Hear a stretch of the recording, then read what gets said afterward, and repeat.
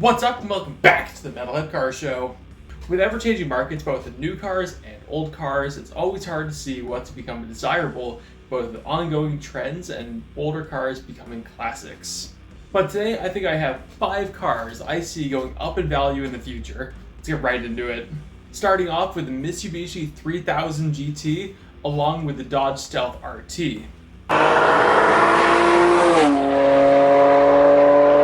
So I'm primarily focusing on the Mitsubishi, but I mentioned the Dodge because they're the same chassis, same engine, and apart from aesthetics and some aero work, they're the same car.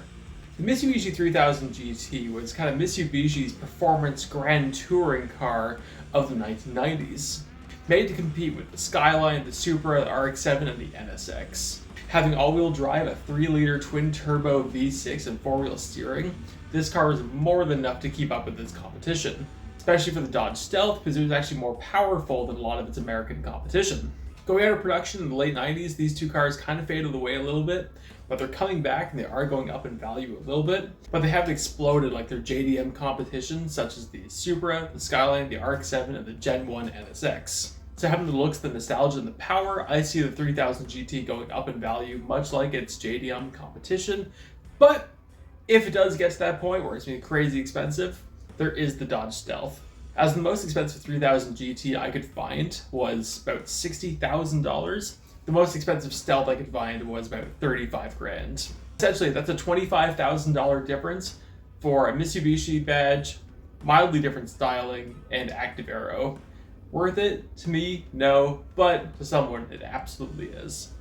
Next up, the C4 Corvette.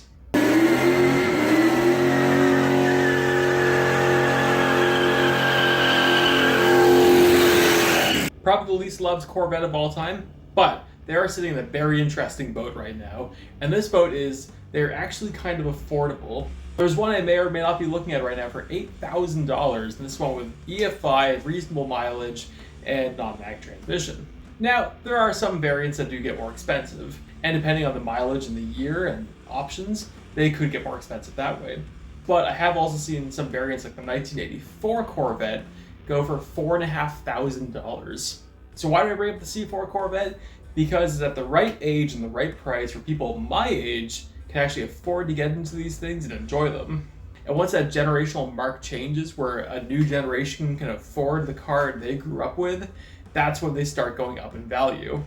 Now, there are cars like the Grand Sport and the ZR1 that are already pretty expensive and they're never going to come down, but the base model cars with the LT1s and whatnot, those cars are going to start trickling up in value in the next year or two. Get one while you can. Next up, and this is going to be an oddball entry, but two-door compact hatchbacks. Yes, manufacturers phased these things out because people weren't buying them because they're less practical. I get it. But the quantity of these cars that are actually being sold right now are almost none, apart from maybe the Toyota Yaris GR. Now, these may not be the most loved cars in the world, but I am talking about things like the Honda Civic SIR, the Ford Focus ZX3 and ZX3 SVT, the Eclipse and Eagle Talon, and way less loved, but the Saturn Astra Coupe. These cars aren't being made anymore. They're getting hard to find, and I think they're soon going to start going up. Completely ridiculous scenario I found a little while ago. I found someone in, I think it was BC, selling a pretty much exact replica of my first car, and it was over $7,000. Why did I bring that up? Because it was a 2001 Ford Focus ZX3, which when I bought it back in 2010 was $1,700. Granted, it was a bit of a turd, but the most expensive one back then was like $3,500. So the fact that someone's selling one in nice shape, I'll be honest, but selling one for, I think it was like $7,000 or $7,500 now, that's crazy, but also kind of proves my point. Do I see a Saturn Astra Coupe going for $20,000? Absolutely not.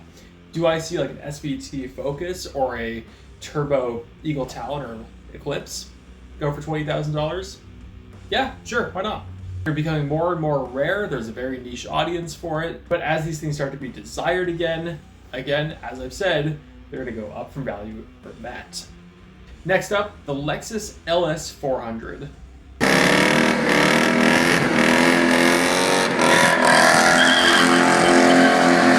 Altis LS400 was Lexus's debut car to show them exactly what Lexus was going to be capable of going down the road.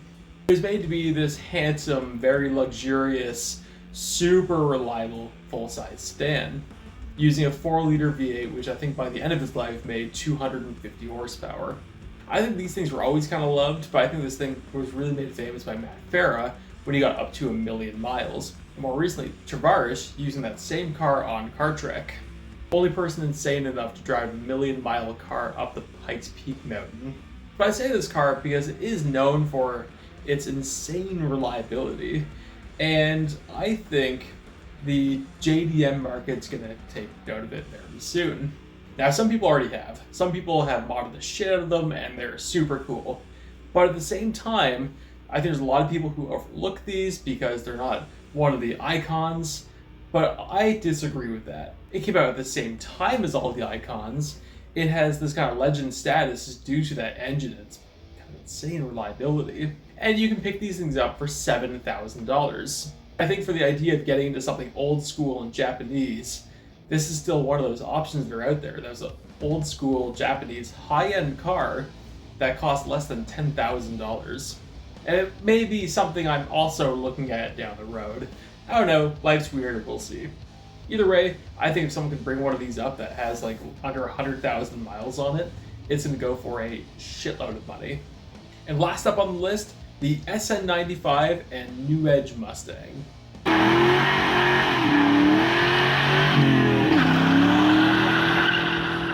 Now, I've mentioned these in more than one video at this point, but I needed to bring it up again because it's still a Mustang you can get into for like $3,000 up, really.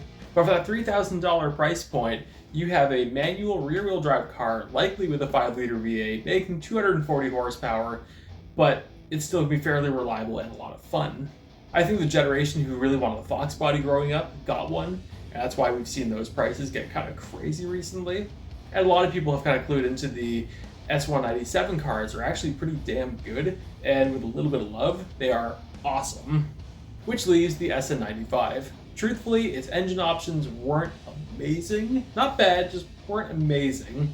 And it has a bit of a wet noodle of a chassis.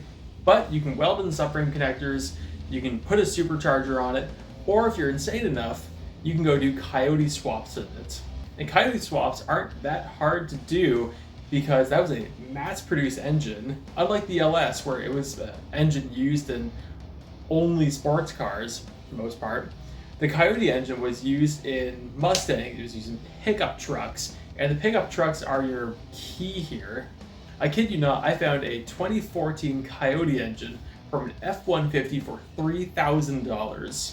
Now, I know doing the swap is more than just the engine, but also for a starting platform of 420 horsepower that can easily take up to 800 or more, that is an awesome price to start with.